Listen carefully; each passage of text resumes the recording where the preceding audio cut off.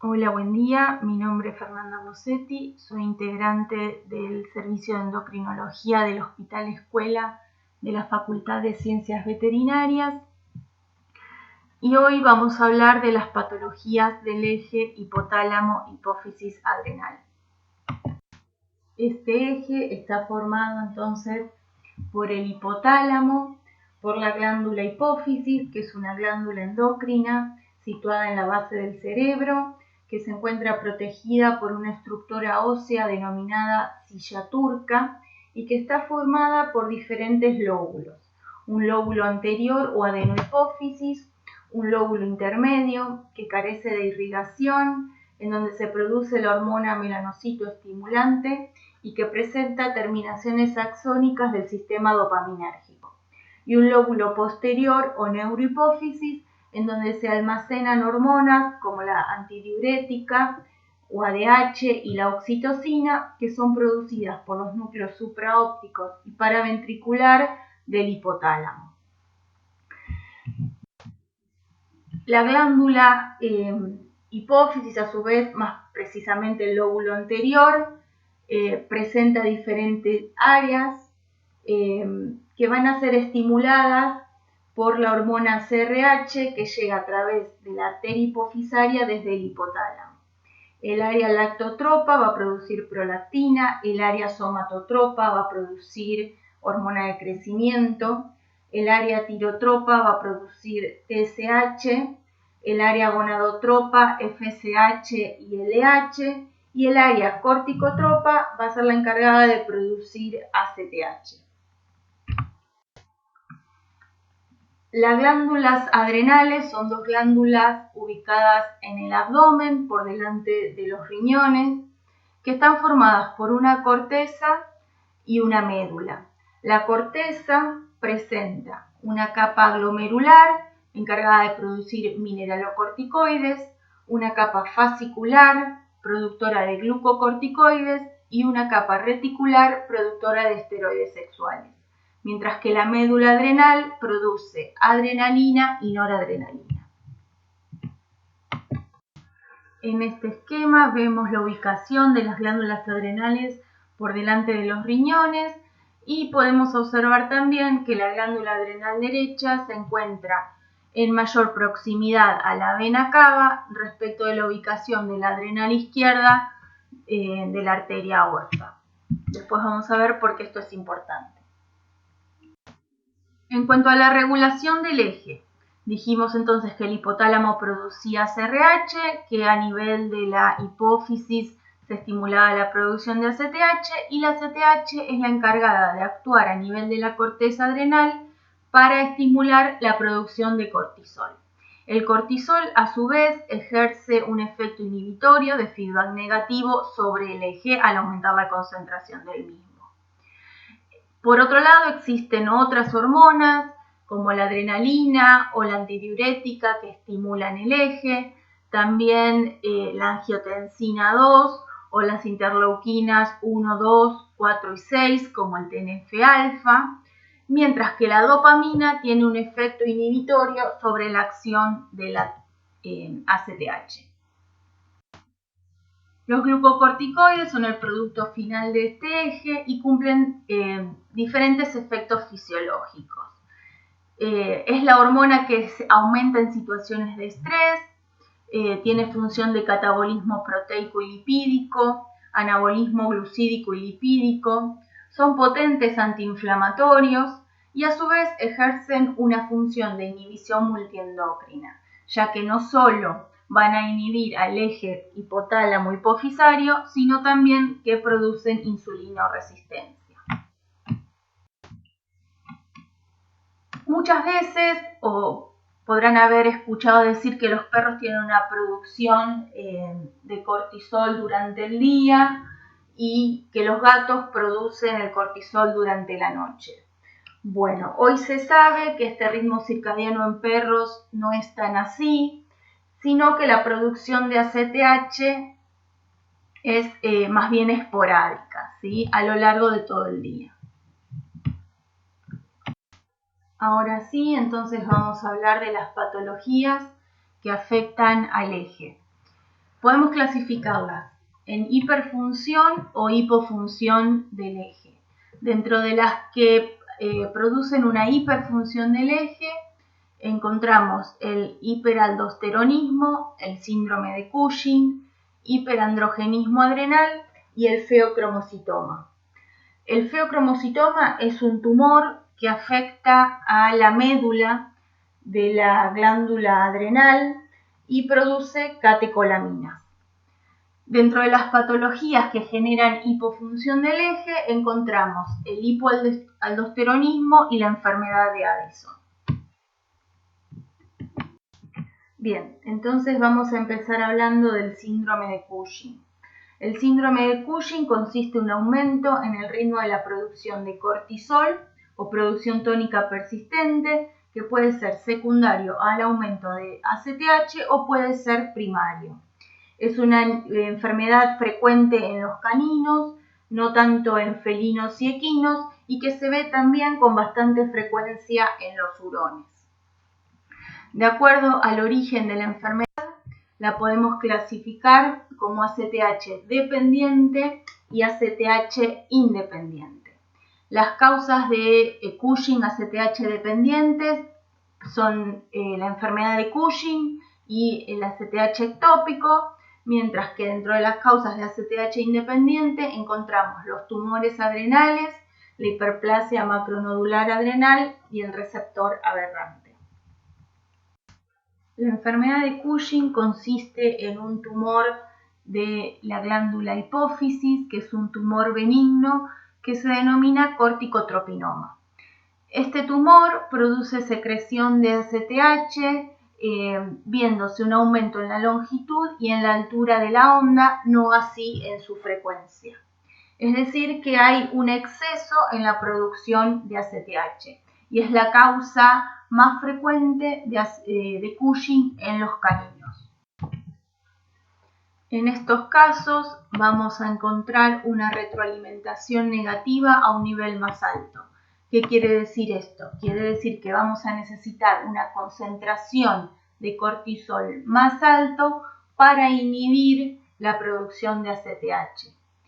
Si uno pudiera ver en un paciente con corticotropinoma las glándulas adrenales, vamos a observar una hiperplasia bilateral, es decir, que ambas glándulas van a encontrarse aumentadas de tamaño, y esto es por el efecto estimulante del ACTH.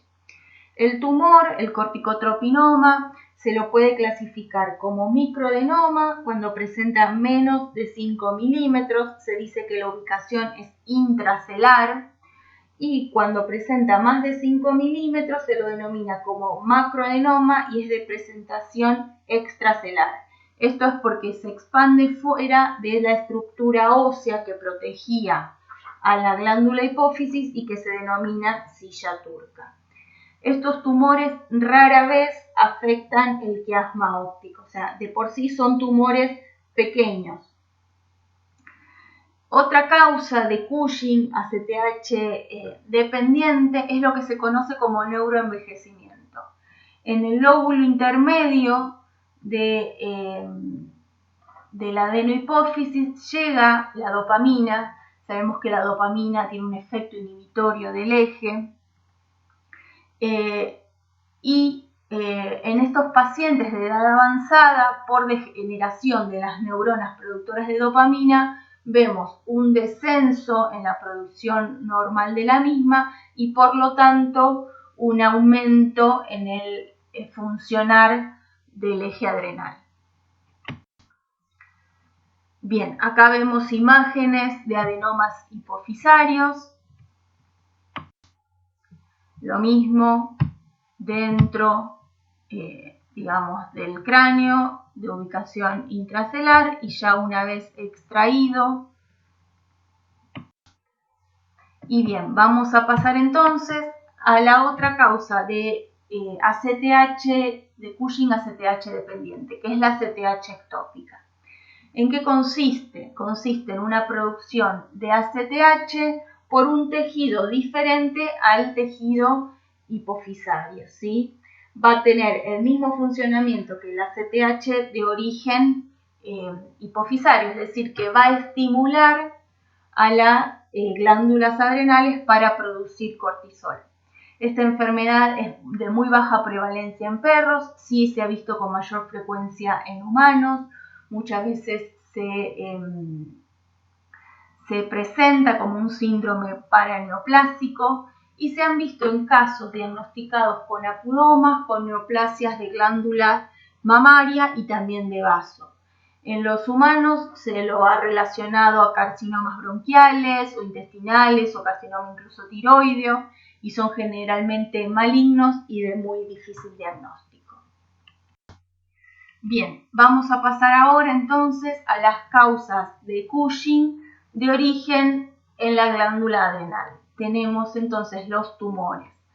Los adenomas son los tumores benignos de la glándula adrenal, se presentan en forma unilateral y presentan receptores para CTH, o sea que van a responder a la CTH hipofisaria en forma exagerada, produciendo más cortisol que una célula sana. Mientras que los carcinomas, los tumores malignos, también se presentan en forma unilateral, o sea que van a afectar a una sola glándula adrenal, no conservan receptores de ACTH y van a producir cortisol en forma desregulada. También puede haber carcinomas que directamente no produzcan hormonas, pero bueno, en ese caso no vamos a hablar de un síndrome de Cushing. Son de aspecto irregular, tienen un crecimiento permanente y muy invasivo de las estructuras cercanas.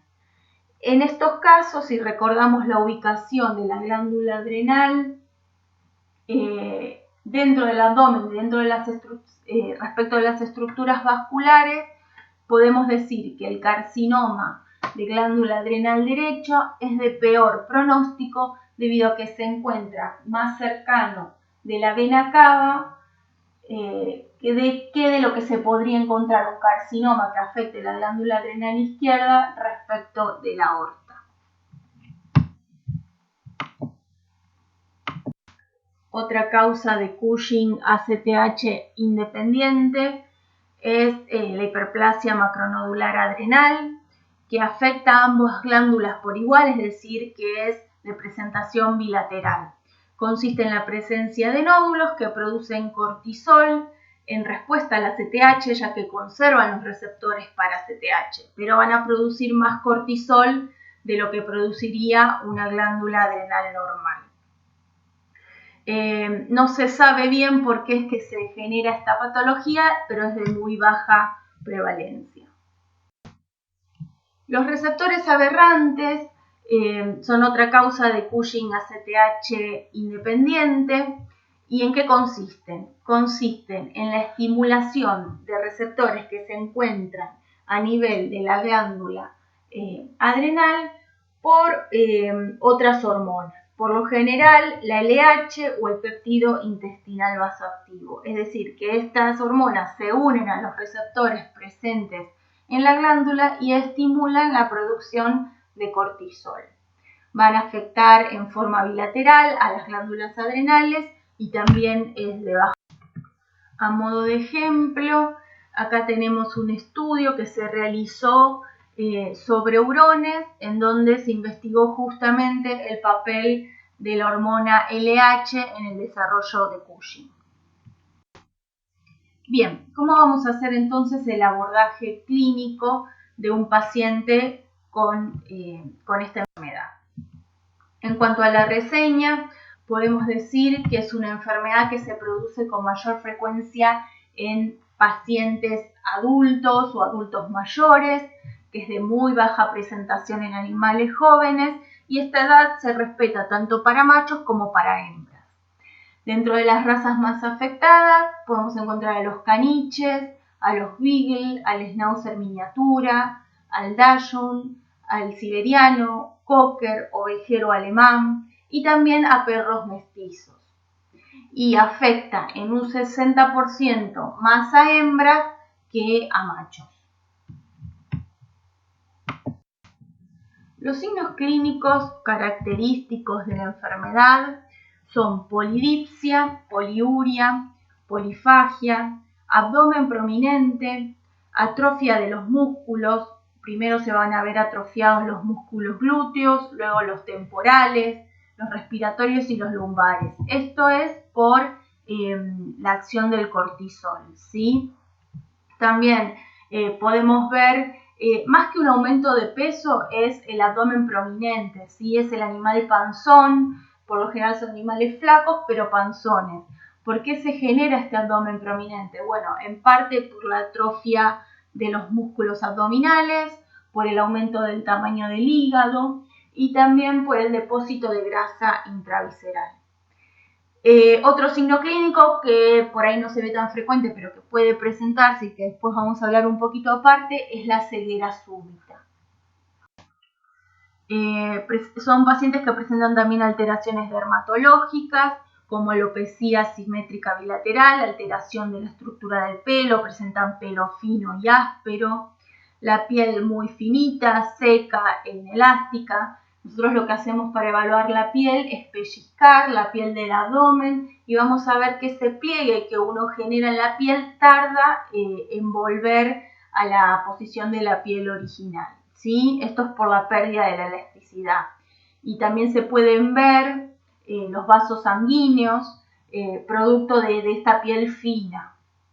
Hay infecciones recurrentes de piel por la baja de las defensas, hiperpigmentación, calcinosis cutis, que es depósito de calcio, estrías, comedones y por lo general son pacientes que no presentan prurito. También vamos a ver alteraciones reproductivas. Las hembras muchas veces no presentan celo o pueden tener alteraciones de la fertilidad o trastornos en la gestación. Los machos también puede haber una disminución de la libido, una hipoplasia o atrofia testicular, hiperplasia prostática, descenso de la fertilidad y feminización.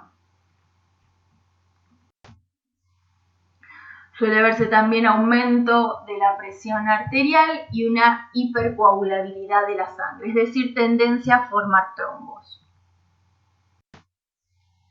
La alteración visual es un signo clínico que muchas veces se ve en estos pacientes y que se pensaba en algún momento que era por una compresión del quiasma óptico. Sin embargo, se probó después que los pacientes con ceguera por Cushing no presentaban alteraciones a nivel del mismo.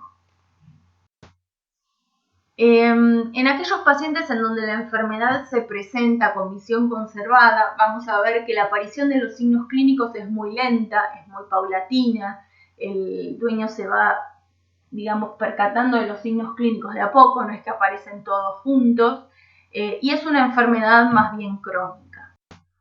Por otro lado, en los pacientes en donde sí se presenta la ceguera, este signo clínico se presenta en forma abrupta. Un día el perro veía y al otro día se quedó ciego, ¿sí? Es difícil de ver en estos pacientes debido a la agudez con que se presenta la ceguera, la presentación de otros signos clínicos que requieren como de más tiempo de evolución de la enfermedad. Una característica en estos pacientes ciegos es que el estudio que se realiza para diagnóstico de la enfermedad, que es la relación cortisol-creatinina, puede dar normal y en ese caso hay que recurrir a una estimulación con ACTH. Bien, esto es un electroretinograma de un paciente que presenta o bien su visión conservada o que presenta ceguera por compresión del quiasma óptico, ¿sí? Tienen una función de la retina absolutamente normal. Mientras que en los pacientes con Cushing y que presentaban ceguera, el electroretinograma presentaba esta característica, este dibujo plano, ya que en estos pacientes se ve una retinopatía. Acá vemos pacientes con Cushing, noten el abdomen prominente, esa panza que cae, alteraciones dermatológicas como la pérdida de pelo, la piel más oscura, hiperpigmentada. Acá vemos también una importante atrofia de músculos temporales y músculos glúteos. De nuevo, atrofia de temporales, abdomen prominente, alteraciones dermatológicas, son muchas veces pacientes que se agitan o que se cansan más que antes debido también a la atrofia de los músculos respiratorios. Abdomen prominente, la piel fina, la piel inelástica, vean cómo se ve la piel del abdomen como apergaminada.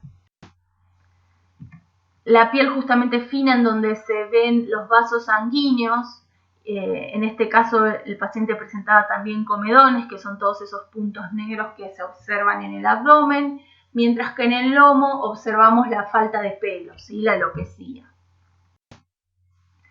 De nuevo alopecia, depósito de calcio, calcinosis cutis. De nuevo en este paciente Beagle vemos la presencia de calcinosis cutis, alopecia en el perrito de la otra foto. La piel fina que nos permite ver los vasos sanguíneos. De nuevo, abdomen abalonado, arriba a la derecha, atrofia muscular, alteraciones del manto piloso. Bien, la enfermedad presenta diferentes etapas, por así decirlo, ¿sí? Un estado subclínico en donde se observa obesidad, piodermias a repetición, muchas veces subfertilidad o desaparición del celo, y la etapa clínica con todos los signos clínicos que ya vimos antes.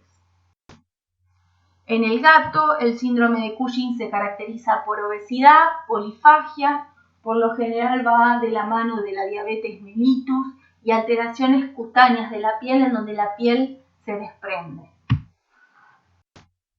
El síndrome de Cushing en el caballo, a contrario de lo que pasa en el perro en donde se cae el pelo, genera un crecimiento del mismo. Bien, para seguir entonces con la ruta diagnóstica, ya hablamos de los signos clínicos típicos de la enfermedad. Vamos a hablar de qué alteraciones vamos a encontrar en estudios de rutina. Si hacemos un análisis de sangre y un análisis de orina, en el hemograma podemos ver eosinopenia, mientras que en el urianálisis vamos a ver densidades urinarias muy bajas. Esto es bastante característico, estas densidades por debajo de 1010 en los pacientes con Cushing. En cuanto a la bioquímica sanguínea, encontramos un aumento de las enzimas hepáticas, principalmente la fosfatasa alcalina en la que más se dispara, y presentan también una tendencia a la hiperglucemia por insulinoresistencia que genera el cortisol. Hay muchos pacientes con Cushing en donde ya llegan a diagnóstico con una diabetes mellitus. En cuanto al lipidograma, lo más característico en los pacientes con Cushing es el aumento de los triglicéridos, ¿sí? Puede encontrarse también aumentado el colesterol o podemos encontrar colesterol normal con un aumento de la fracción LDL y una disminución de la fracción HDL, pero lo más característico es que justamente aumenten los triglicéridos y no tanto el colesterol. Bien, entonces ya hicimos el examen clínico de nuestro paciente, análisis de sangre y de orina de rutina. Los estudios que vamos a realizar ahora para llegar al diagnóstico que nos permita confirmar la enfermedad son dos. Uno es la relación cortisol-creatinina en orina y el otro test que se hace es el de estimulación con ACTH. Mientras que también tenemos la medición de ACTH plasmática y la inhibición con dexametasona a altas dosis, que son dos pruebas que nos van a servir para determinar cuál es el origen de la enfermedad de Cushing, ¿sí? Pero no para diagnóstico. Para diagnóstico de si el paciente tiene o no la enfermedad, usamos la relación cortisol-creatinina y la estimulación con ACTH. ¿Por qué no podrían pensar ustedes evaluar el cortisol en sangre? ¿Sí? Si justamente nuestros pacientes tienen la producción de cortisol aumentada. Esto es porque normalmente un paciente al que se le realiza una extracción de sangre o que concurre a la veterinaria es un paciente que está en una situación de estrés. Por eso va a tener el eje adrenal aumentado y probablemente tenga niveles de cortisol alto más allá de que tenga o no la enfermedad de Cushing. En el estudio de relación cortisol-creatinina en orina, lo que vamos a evaluar es la producción justamente del cortisol a lo largo de 24 horas. ¿Cómo lo vamos a hacer? Mediante la recolección justamente de orina, que es algo que puede hacer el propietario en la casa.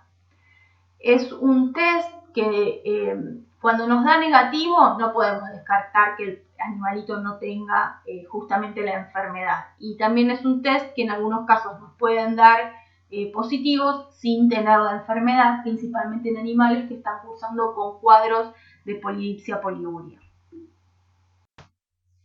¿Cómo hacemos la recolección entonces de orina? Vamos a descartar la primera orina que hace el animal durante el día y en un mismo recipiente vamos a ir juntando un poco de las veces que el animal orine a lo largo del día en cuestión. Todas las mismas muestras las vamos a colocar en el mismo recipiente y lo vamos a ir guardando en la heladera hasta última hora de la noche.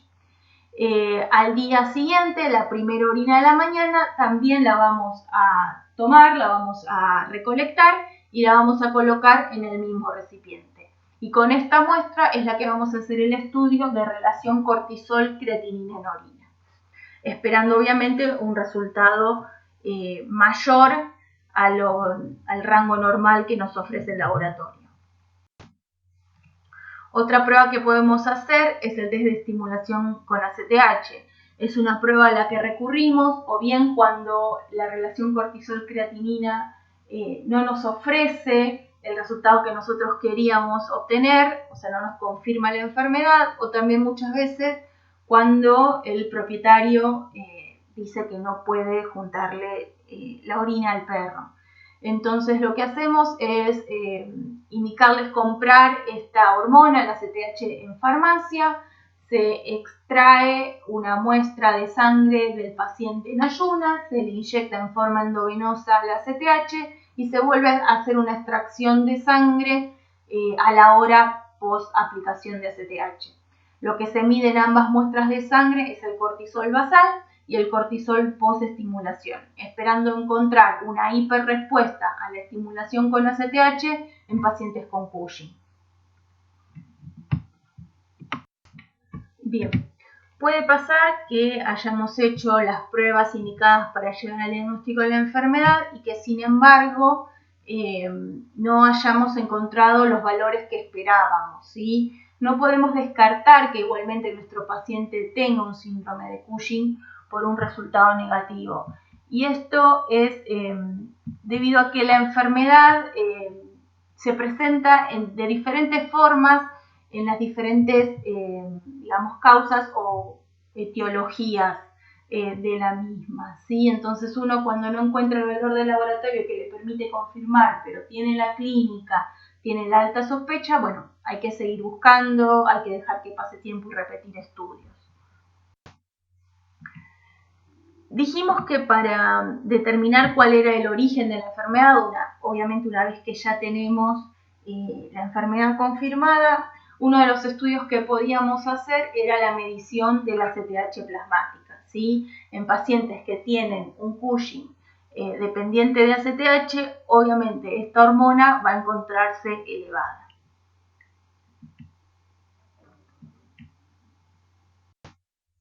Mientras que en pacientes que presentan un Cushing de origen adrenal, la CTH va a encontrarse disminuida o inhibida por efecto del cortisol sobre la glándula hipófisis, que en este caso estaba sana. La inhibición con dexametasona a altas dosis es otro test que nos permite determinar cuál es el origen de la enfermedad y se hace también a través de la orina.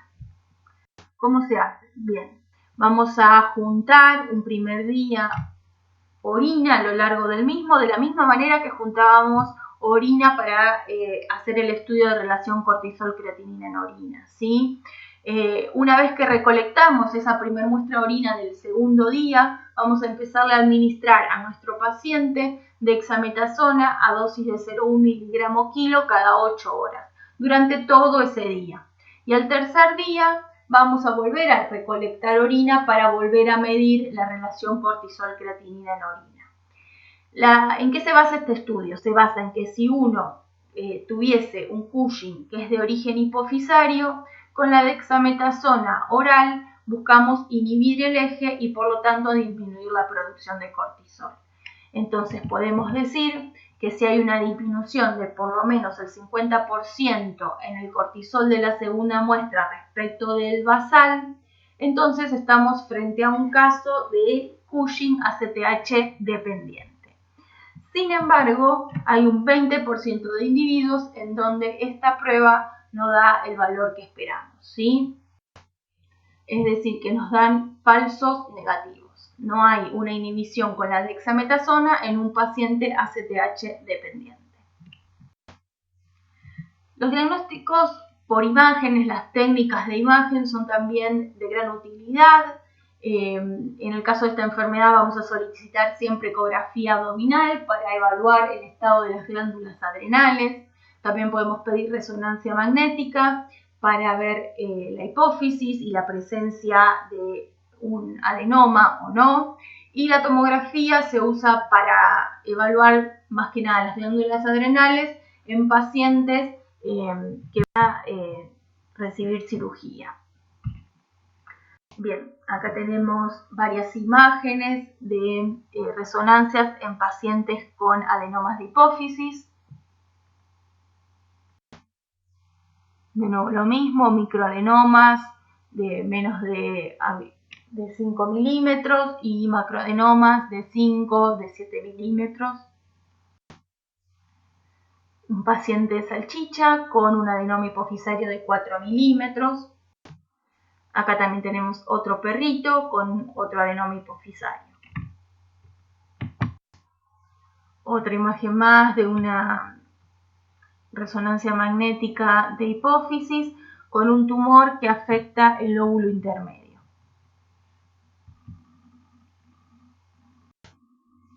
Bien, la tomografía dijimos que se pide básicamente cuando uno quiere extraer mediante cirugía un tumor adrenal para ver el grado de compromiso de los vasos, ¿sí? Si se encuentra infiltrando o no la aorta o la vena cava. Ahí vemos la arteria aorta, vemos la vena cava y la adrenal izquierda. En este paciente vamos a ver de nuevo la arteria aorta y la vena cava y la neoplasia que afecta a la glándula adrenal derecha. De nuevo lo mismo, un tumor de glándula adrenal derecha y el paciente en cuestión. Y bueno, esta es otra imagen de un macroadenoma de hipófisis. De nuevo, macroadenoma de hipófisis en un paciente canino hembra. Y imágenes de ecografía. La ecografía nos permite evaluar, como dijimos, las glándulas adrenales, ver si se encuentran solamente aumentadas de tamaño, que nos va a hacer sospechar de un Cushing de origen hipofisario, mientras que si presentan nódulos o deformaciones vamos a sospechar de posibles tumores.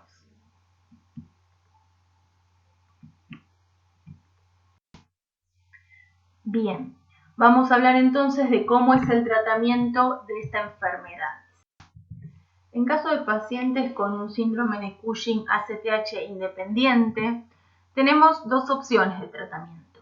Uno es el tratamiento farmacológico y el otro es el tratamiento quirúrgico. Más allá de que uno elija como tratamiento la cirugía, en el caso de tumores, siempre el primer paso va a ser estabilizar al paciente. O sea, primero tenemos que hacer un tratamiento médico para controlar la enfermedad y luego sí proceder a la cirugía. Durante la cirugía lo que vamos a hacer es extraer justamente el tumor. Cuando una glándula adrenal está afectada por un tumor, ya sea benigno o maligno, este cortisol que produce el tumor va a generar una inhibición, tanto en el eje como en la otra glándula adrenal, ¿sí? Vamos a tener la glándula adrenal sana atrofiada. Es por eso que es importante el uso a partir de la cirugía de corticoides para suplementar el cortisol que hasta que normalice su función la glándula adrenal sana, el paciente no va a producir. Es importante también controlar la hipertensión y el uso de anticoagulantes. En el postquirúrgico lo mismo, controlar la hipertensión, anticoagular y el uso de corticoide, de hidrocortisona para hacer un reemplazo del corticoide endógeno. Esta hidrocortisona se va a seguir administrando en dosis decrecientes hasta que podamos suspenderlo cuando la glándula adrenal sana recupere su función normal. Para pacientes con Cushing de origen adrenal, las drogas que podemos usar son las siguientes. Tenemos el ketoconazol. El ketoconazol es un antimicótico que también tiene como función inhibir la esteroidogénesis, es decir, la producción de cortisol. Se usa a dosis de 20 a 30 miligramos kilo día y es importante empezar con dosis muy bajitas debido a que puede producir intolerancia gástrica, vómitos o diarrea. El aminoglutamide es una droga que no contamos en nuestro país, lo mismo que el mitotano. Sí contamos con el trilostano del laboratorio veterinario ya hace un tiempo. También es una droga muy potente que inhibe la producción de cortisol. Acá vemos en un trabajo en donde se evaluó a pacientes tratados con trilostano, pero que eran pacientes que tenían un Cushing ACTH dependiente. Y entonces lo que se ve en los gráficos es como a partir de la inhibición en la producción de cortisol mediante la suministración de trilostano, la ACTH se dispara. ¿Por qué? Porque al frenar el cortisol, o al frenar la producción de cortisol, mejor dicho, estamos quitándole la inhibición a la hipófisis para producir ACTH. O sea que estaríamos tratando la causa de los signos clínicos de la enfermedad, pero no así su causa. En los pacientes que presentan un Cushing que es ACTH dependiente, lo que tenemos en nuestro medio es el tratamiento farmacológico, ¿sí? El tratamiento quirúrgico existe en otros países en donde se extrae o el tumor de hipófisis o directamente a la glándula hipófisis en su totalidad. Pero sin embargo en nuestro país no hay nadie que realice la cirugía, como tampoco se utiliza la radioterapia. Las drogas que son de elección para tratar Cushing ACTH dependiente son los dopaminérgicos, la cabergolina, que se usa a dosis de 0,07 miligramos kilo. Esta dosis dividida a lo largo de la semana se suministra cada 48 a 72 horas. Es una droga que tarda un tiempo en empezar a hacer efecto, por lo general mínimo un mes, que es efectiva en el 50% de los casos, y hay algunos casos que inician con una buena respuesta a la medicación, pero después generan resistencia. También es una droga que puede producir vómito, es por efecto central, no por irritación gástrica. Este vómito se produce por lo general 2 horas después de la toma, en la primera o en la segunda toma, y después el paciente se acostumbra. La mayor utilidad de esta droga es en pacientes con tumores que afectan el lóbulo intermedio. Otra droga que también utilizamos es el ácido retinoico 9-cis, que lo mandamos a preparar a farmacias magistrales en comprimidos ya con la dosis total de 2 miligramos kilo por día. Se administra por lo general a la tarde-noche y es importante el control del hígado durante el tiempo que el paciente esté en tratamiento con esta droga debido a que es un tóxico. Es muy útil también en pacientes con Cushing central, mayormente en aquellos casos que afecta el lóbulo anterior. Y como dijimos, hay que controlar el hígado, se puede usar durante 6 meses en general sin problemas, y después se hacen descansos si es que el animal controla los signos de la enfermedad y se reevalúa la aparición de la misma. También muchas veces lo usamos asociado a cabergolina en pacientes con Cushing de origen hipofisario.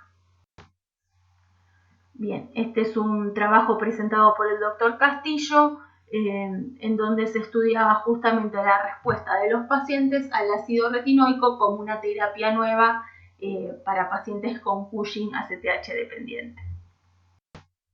Acá tenemos pacientes que fueron tratados con ácido retinoico, en donde se va a observar tanto la mejoría clínica como la reducción en el tamaño del tumor.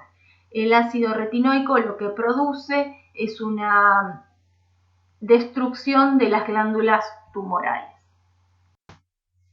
Otro paciente también tratado con ácido retinoico y la evolución en 3 meses. De nuevo el paciente que habíamos visto con calcinosis cutis, cómo responde al tratamiento. Y bueno, un trabajo en donde se habla de la cirugía, que dijimos que no la teníamos en nuestro medio, y en la recurrencia de los signos post cirugía. Bien, como efectos secundarios al cortisol vamos a tener varias complicaciones. Una de ellas dijimos que era la diabetes.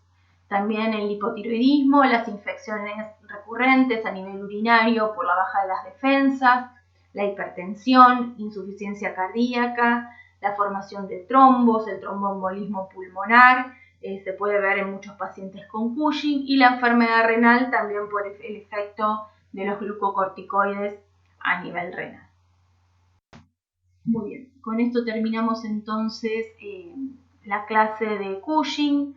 Vamos a seguir con Addison, con el síndrome de Addison, y les dejo acá también mi mail por si tienen alguna duda de esta o de las otras clases para que me consulten.